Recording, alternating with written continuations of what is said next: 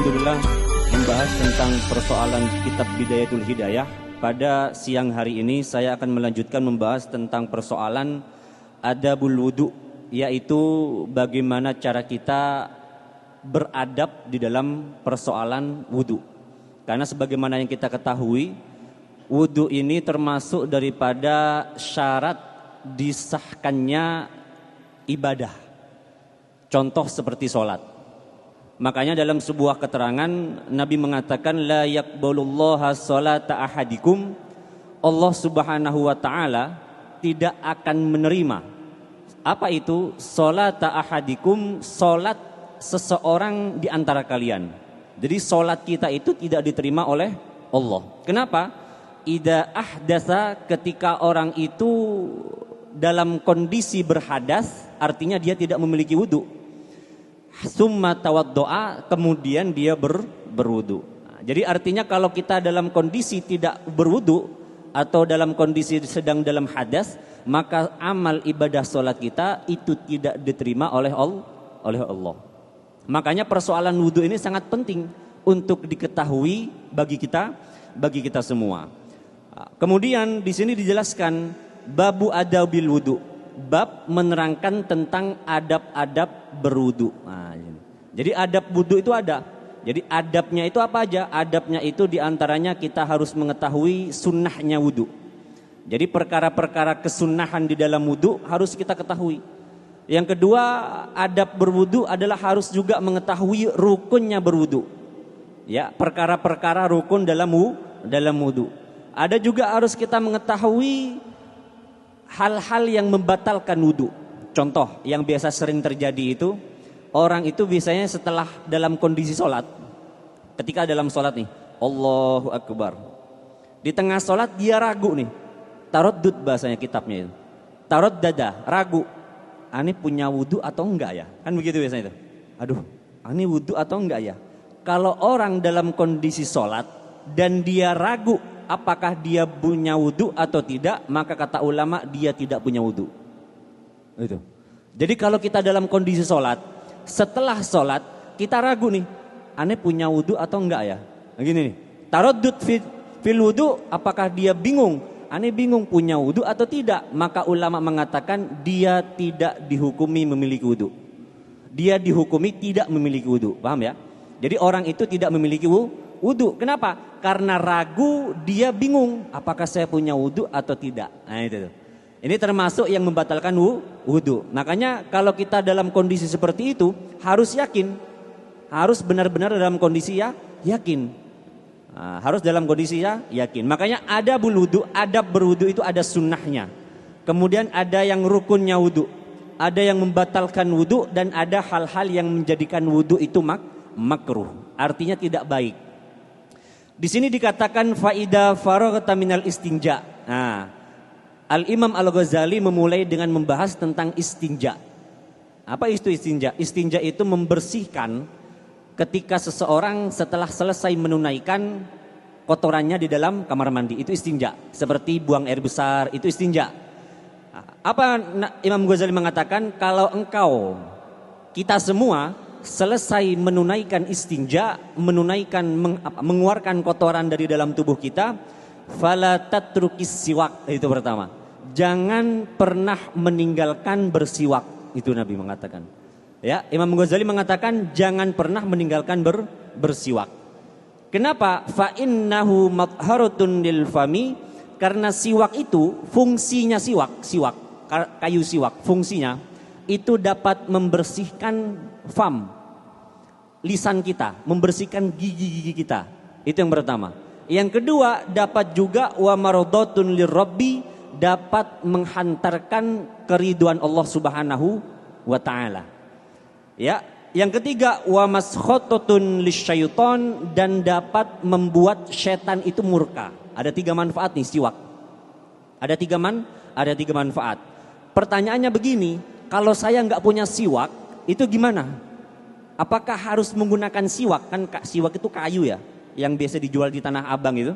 Apakah saya harus membeli siwak? Nggak harus. Kalau kita tidak memiliki siwak, maka gunakanlah gosok gigi. Sikat gigi itu juga menduduki kedudukan siwak. Itu.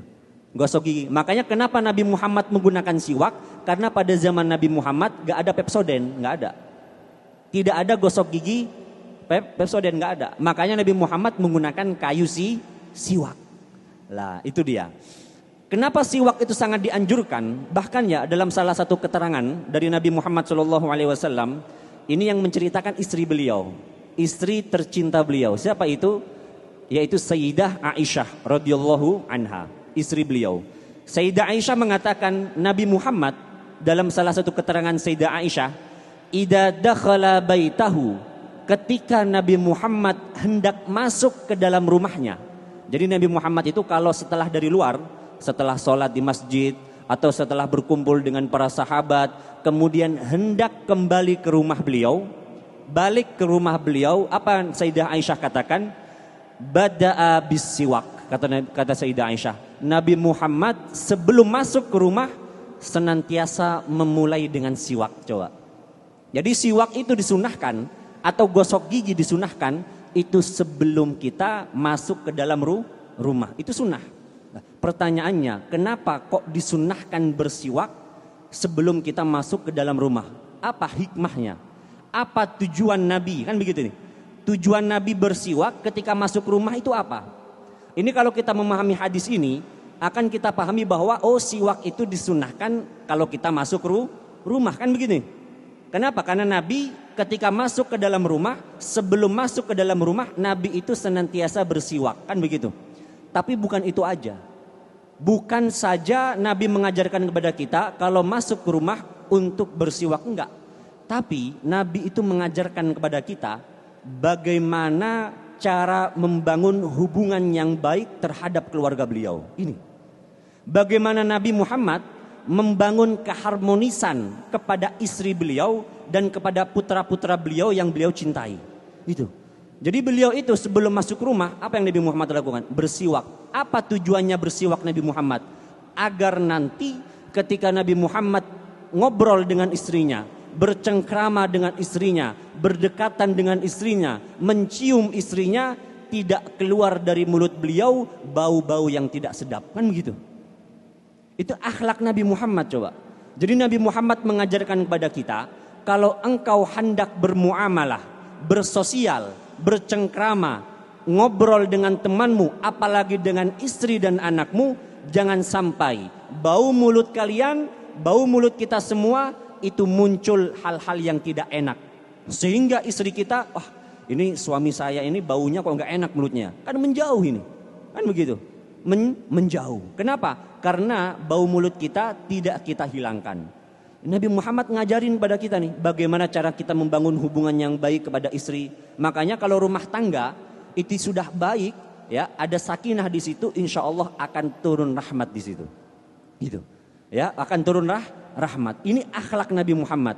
Akhlak Nabi Muhammad. Makanya sangat dianjurkan untuk kita untuk bersiwak. Jadi bahkan dalam sholat itu kita disunahkan bersiwak, sangat dianjurkan. Apa tujuannya? Supaya saudara muslim kita di samping kita, kanan dan kiri kita, depan belakang kita, kalau kita membaca surah Al-Fatihah tidak keluar dari mulut kita bau-bau yang tidak sedap. Itu Pak. Itu. Bahkan di dalam sholat Islam itu mengajarkan kepada kita untuk menunaikan hak orang lain dan jangan sampai Islam ya mengajarkan umat Islam untuk mengganggu orang lain. Bahkan bau mulut saja Islam itu mengajarkan Pak, jangan sampai bau mulut kamu itu mengganggu saudara kamu, apalagi mengganggu istri kamu. Ini syariat Islam Pak. Jadi Islam itu mengajarkan kepada umatnya melalui syariatnya, jangan sampai syariat Islam kamu jadikan untuk mencelakai orang lain. Ini agama Islam, akhlaknya Islam. Hal ini sesuai dengan Allah mengatakan wa kana bil mu'minina rahima. Itu Pak. Wa kana bil mu'minin rahima. Nabi Muhammad kepada orang-orang yang beriman kepada Nabi Muhammad, kepada Allah, apa yang Nabi Muhammad lakukan? Rahim, senantiasa mengedepankan sifat kasih sayang, welas asih, perhatian kepada umat Islam. Itu Nabi Muhammad. Makanya kalau ada umat Islam yang mencaci umat Islam yang lain, ya, menghina umat Islam yang lain, sampai mengatakan kafir, sampai mengatakan bid'ah, sampai mengatakan ahli neraka, itu tidak mengajarkan akhlak Islam. Bukan itu, Pak. Itu bukan akhlak Nabi Muhammad. Apakah Nabi Muhammad mengajarkan kafir? Apakah begitu? Apakah Nabi Muhammad mengajarkan penghuni neraka, ahli bid'ah? Kan tidak. Itu bukan ajaran agama Islam. Kenapa? Islam mengajarkan wa kana bil mu'minin rahima. Nabi Muhammad kepada orang beriman senantiasa mengedepankan sifat kasih sayang beliau, sifat perhatian beliau. Itu Islam. Makanya ada salah satu profesor dari orang-orang barat, dia mengatakan ketika dia datang ke Indonesia, ya, ketika datang ke Indonesia, apa yang dia katakan? Aku di Indonesia, ya, bertemu banyak sekali orang Muslim, banyak sekali orang Muslim, tapi sedikit Islamnya. Coba, aku bertemu di Indonesia banyak sekali Muslim, Muslimah, tapi sedikit Islamnya. Apa artinya? Hanya orang-orang Muslim saja yang terlihat, tapi nilai-nilai Islam tidak terlihat dari orang-orang Muslim. Kenapa? Karena banyak orang-orang Islam tidak menjaga kebersihannya. Ya, makanya dalam sebuah ungkapan an-nadhafah minal iman katanya. Jadi ulama mengatakan mengkaitkan antara keimanan dengan kebersihan. Artinya orang yang tidak menjaga kebersihan, maka keimanan orang tersebut dipertanyakan, Pak. Keimanan orang tersebut dipertanyakan. Karena Islam senantiasa menjaga kebersihan. Makanya siwak ini dianjurkan. Kalau kita hendak berwudu, apa yang dilakukan pertama kali? Senantiasa bersiwak. Bahkan dikatakan oleh Sayyidah Aisyah, Nabi Muhammad kalau masuk ke rumah, hendak bertemu dengan istri beliau, bertemu dengan anak beliau, bertemu dengan keluarga beliau, siwak dulu Nabi Muhammad. Apa? Supaya bau mulutnya tidak mengganggu istri yang beliau cintai, tidak mengganggu anak yang beliau sayangi. Itu akhlak Nabi Muhammad. Bahkan dalam sebuah riwayat yang lain dari Aisyah juga, Nabi Muhammad itu kalau bersiwak, ya, kalau bersiwak artinya membersihkan gigi, atau bahasa kita gosok gigi, ya, pakai sikat gigi. Itu karena Rasulullah Shallallahu Alaihi Wasallam la yargut. Nabi Muhammad tidak akan mungkin tidur. Jadi malam hari nih, Nabi Muhammad kalau tidur di malam hari tidak akan langsung tidur, ya, min lailin wa nahar, baik di malam hari atau siang hari. Artinya sebelum tidur Nabi Muhammad pasti mengerjakan apa itu? Pasti Nabi Muhammad illa ayat tawaddo, kecuali Nabi Muhammad berwudu. Coba, berwudu dan siwak. Artinya sebelum tidur Nabi Muhammad bersiwak. Sebelum tidur baik malam atau siang hari Nabi Muhammad gosok gigi. Nabi Muhammad berwudu. Itu Nabi Muhammad mengajarkan kepada istri beliau Sayyidah Aisyah, ya, sehingga Sayyidah Aisyah bersaksi, aku tidak akan pernah melihat Nabi Muhammad kecuali akhlak Nabi Muhammad itu baik semuanya. Itu bagus akhlak Nabi Muhammad. Makanya dikatakan oleh Sayyidah Aisyah, Nabi Muhammad, Pak, akhlak Nabi Muhammad, ya, akhlak Nabi Muhammad, kata Sayyidah Aisyah, kana khuluquhul Quran. Akhlak Nabi Muhammad itu laksana Al-Quran. Jadi kalau engkau ingin melihat Al-Quran berjalan, lihatlah akhlak Nabi Muhammad. Bagaimana Nabi Muhammad mengajarkan akhlaknya kepada istri dan anak-anak beliau. Itu akhlak Nabi Muhammad. Makanya kita ini untuk membangun kecintaan kita kepada Nabi Muhammad, bagaimana caranya? Sering-seringlah membaca kisah Nabi Muhammad. Harus dibaca kisah Nabi Muhammad. Jangan cuman kita itu tahu kisah-kisah apa orang-orang barat, orang-orang artis. Jangan cuman tahu. Ketika ada berita-berita tentang artis, jangan cuma tahu, oh artis begini, tahu, hafal. Sampai kapan ulang tahun, hafal artis. Tapi Nabi Muhammad, kisah hidup Nabi Muhammad kita nggak tahu. Itu bahaya itu. Gitu, ya. Jadi yang pertama, kalau kita hendak berwudu, apa yang dilakukan? Kita sangat dianjurkan bersiwak. Itu sunnah. Apa tujuannya? Ada 3 nih. Matharatun lil fam, dapat menghilangkan bau di dalam mulut. Kalau bau mulut kita hilang, Allah ridho kepada kita. Tapi kalau bau mulut kita nggak hilang, kita sholat nih, Allahu Akbar, bau mulut kita masih ada. Ya, setelah kita makan apa? Makan bawang, makan hal-hal yang membuat bau mulut kita tidak sedap, maka Allah juga tidak akan ridho kepada kita. Kenapa? Karena keriduan Allah terikat dengan keriduan makhluknya. Coba, Pak. Ridhonya Allah terikat dengan ridhonya makhluknya. Kalau kita sholat nih, Allahu Akbar, kanan kiri kita terganggu sebab bau mulut kita, sehingga mereka, aduh ini bau mulut siapa ya?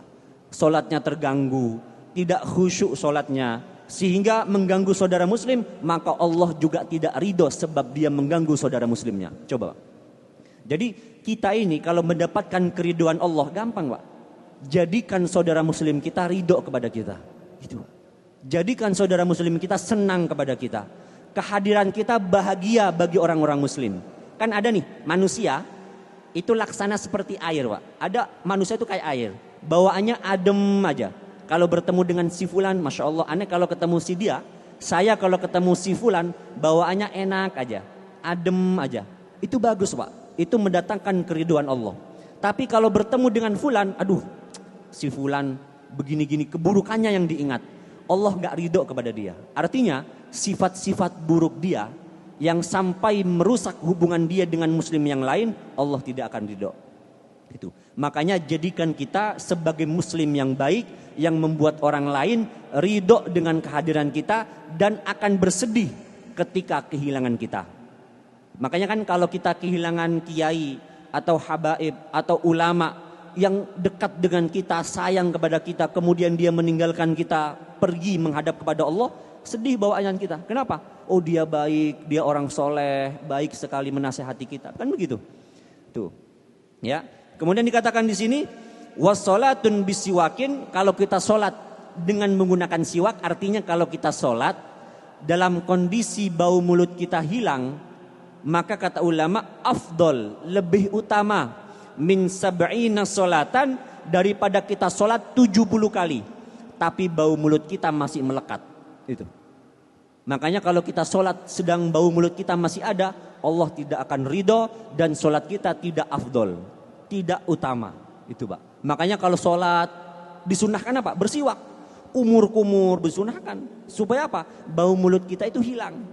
Makanya kemarin waktu saya kuliah di Al-Azhar itu, ya, dengan dosen kami itu, beliau mengatakan kalau kita pengen khusyuk Pak, khusyuk ya, khusyuk dalam sholat, khusyuk dalam ibadah, itu 3 Pak yang harus kita lakukan. Yang harus kita lakukan 3 hal. Menghilangkan 3 hal ini. Apa yang pertama? Tashwish, menghilangkan sesuatu yang mengganggu apa? Al-basar, pandangan kita. Itu Pak. Jadi kalau kita sholat, Allahu Akbar, pandangan kita jangan sampai fokus kecuali ke tempat sujud. Gini. Gak boleh fokus, gak boleh gini. Allahu Akbar, lihat. Ada suara mercon, jedor, lihat situ. Kan gak fokus nih. Ya kan ya? Makanya untuk fokus, untuk khusyuk, maka pandangan kita harus fokus ke tempat sujud. Itu meningkatkan kekhusyuan kita. Jadi yang mengganggu kekhusyuan itu ketika sesuatu yang mengganggu pandangan kita. Allahu Akbar, mengganggu. Depan kita ada orang sholat, ada tulisan. Kita baca, oh ada orang nulis begini. Oh ada partai ini, oh partai ini. Nyoblos nomor sekian. Kan gak khusyuk. Kok bisa lagi sholat fokus ke coblos nomor partai. Kan begitu. Jadi kalau bisa sholat itu fokus ke tempat sujud. Yang pertama. Yang kedua, tashwis anil udun. Sesuatu yang mengganggu pendengaran kita. Makanya kalau sholat, carilah tempat sholat yang tenang. Carilah tempat sholat yang tenang. Kenapa? Dapat meningkatkan kekhusyuan kita. Yang ketiga, menghilangkan segala yang mengganggu penciuman kita. Carilah tempat sholat yang suasana masjidnya adem, harum, enak dicium itu. Kenapa? Meningkatkan kualitas kekhusyuan kita. Tapi kalau sholat di samping kita bau mulut, bajunya orang-orang yang kerja di jalanannya sibuk kemana-mana ya. Ketika sholat dia memakai pakaian yang keringatan, itu gak bagus itu. Mengganggu saudara kita. Makanya kalau bisa orang yang kerja di lapangan, pakaiannya itu bawa 2. Yang satu untuk bekerja, ya. Tapi ketika sholat ganti Pak. Diganti dengan apa? Pakaian yang rapi, pakaian yang bagus. Kan begitu. Kalau kita rapat bertemu dengan direktur, bertemu dengan bos, masa kita pakai pakaian yang bau? Kan enggak. Apa yang kita pakai? Pakaian yang wangi, yang baik, yang indah dipandang. Apa tujuannya? Supaya bos itu senang dengan kita. Dan kita dapat bonus. Kan begitu. Bagaimana kalau kita sholat dalam kondisi baik dan rapi dan wangi, sedang Allah ridho kepada kita. Kan kita ini manusia, fokus mencari apa? Keridoan manusia, kan begitu. Supaya orang lain senang. Tapi kita tidak fokus mencari keridoan Allah. Kan begitu Pak. Ini manusia begitu tuh. Ya, kalau bisa kalau sholat pakai siwak. Itu. Kemudian setelah kita menggunakan siwak, summajlis lil wudu. Kemudian kalau kita berwudu sunnahnya untuk berwudu dalam kondisi duduk. Jadi wudu itu duduk. Ya. Oh, saya berdiri karena kalau duduk tempat duduknya basah gak masalah. Tapi kalau sunnahnya sholat berwudu itu duduk. Makanya Nabi Muhammad kalau berwudu, apa Nabi Muhammad lakukan? Duduk berwudu, kemudian duduk begini. Tidak jongkok begini kayak apa namanya? Rukuk begini enggak. Tapi Nabi Muhammad kalau berwudu dalam kondisi duduk. Makanya sebagian masjid itu kalau tempat wudunya pasti ada tempat duduknya itu yang agak tinggi. Apa tujuannya? Bukan untuk diinjak, tapi dibuat duduk berwudu. Itu sunnahnya begitu. Itu sunnahnya. Apa tujuannya? Supaya air berwudunya itu tenang, fokus begitu. Dan posisi berwudunya tidak menyakiti diri kita. Kan kalau begini kan sakit punggung misalnya. Ya kan ya? Tapi kalau duduk, baik orang yang tua, yang kecil, itu dalam kondisi nikmat berwudunya. Itu Nabi Muhammad sampai mengajarkan begitu, Pak. Ya, sampai mengajarkan posisi berwudu kalau bisa duduk. Ya kan ya? Itu akhlak Nabi Muhammad. Ya, dan berwudu mustaqbilal kiblah. Kalau bisa berwudu itu menghadap kiblat. Kalau bisa, Pak. Itu sunnahnya. Ya. Oh enggak, saya karena tempat wudunya di situ menghadap selain kiblat boleh enggak masalah. Tapi disunnahkan menghadap kiblat, itu sunnahnya. Ya, kalau bisa berwudu menghadap kiblat, itu sunnahnya. Ya, itu disunahkan. Ala maudiin murtafiin kaila yusibuka ar-rashash, itu. Agar kalau kamu berwudu tidak kecipratan air. Jadi kalau kan bekas wudu air itu tidak ciprat. Dan kalau bisa berwudu itu kerannya itu dikecilin, Pak. Jangan gede, begitu tuh. Kita kumur-kumur, air masih ngalir gede, gitu. Itu dosa kita, nggak boleh itu. Makruh itu, nggak bagus begitu. Karena membuang-buang air. Kalau bisa berwudu kecil aja, kecil berwudu. Bahkan Nabi Muhammad berwudu itu pakai air segini nih. Air segelas. Itu bagus itu. Itu bagus. Islam itu mengajarkan menjadi hemat, Pak. Tidak tusrif, tidak berlebih-lebihan itu. Innallaha la yuhibbul musrifin. Allah tidak senang kepada makhluk kalau berbuat sesuatu berlebihan, nggak suka. Bahkan urusan mencintai dunia, kita boleh nggak cinta dunia? Boleh, Pak, cinta dunia itu boleh. Yang bilang nggak boleh itu salah. Tetapi mencintai dunia itu melebihi cinta kita dari akhirat, itu nggak boleh. Itu nggak boleh. Jadi makanya dalam Al-Quran, alladzina stahabbud dunya alal akhirah. Ada orang yang mencintai dunia, sangat banget cinta dunia, tapi mencintai akhirat dikit sekali. Itu nggak boleh Islam itu. Jadi kalau kita cinta ya dunia, itu cintanya itu sekedar 70%, 50%, itu boleh, Pak. Tapi kalau mencintai akhirat, arti akhirat itu mencintai Allah, itu harus 100%. Itu. Makanya saya punya anak itu, alhamdulillah kan baru lahir. Ya, alhamdulillah. Itu saya selalu nasihatin anak kecil ya, cintailah Allah 100%. Kamu boleh mencintai selain Allah, tapi jangan sampai cinta kamu melebihi cintanya kepada Allah. Itu, Pak. Supaya apa? Supaya kalau dia itu disakiti oleh makhluknya, dia tidak bersedih karena dia memiliki Allah. Itu, Pak. Kan begitu.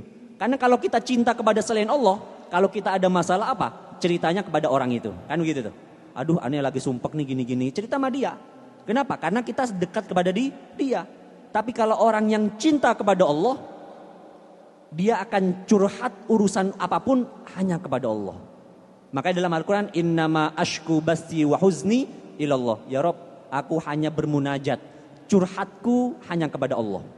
Gitu, Pak. Itu ya. Jadi kalau kita bisa dianjurkan berwudu ya, menghadap kiblat. Karena wudu itu sunnah. Ya, hukum awalnya sunnah. Wudu bisa menjadi wajib kalau kita mau sholat, wajib berwudu. Wudu bisa menjadi wajib kalau kita hendak membaca Al-Quran. Megang Quran itu wajib. Tetapi asal hukum berwudu, hukumnya sunnah. Makanya hukum berwudu sunnah itu banyak. Apa diantaranya?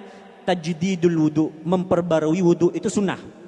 Jadi kalau kita berwudu nih, Allahu Akbar, tadi sholat duhur, wudu. Setelah sholat duhur, mau sholat asar, tapi kita sudah punya wudu, tapi kita pengen wudu lagi, itu sunnah, bagus.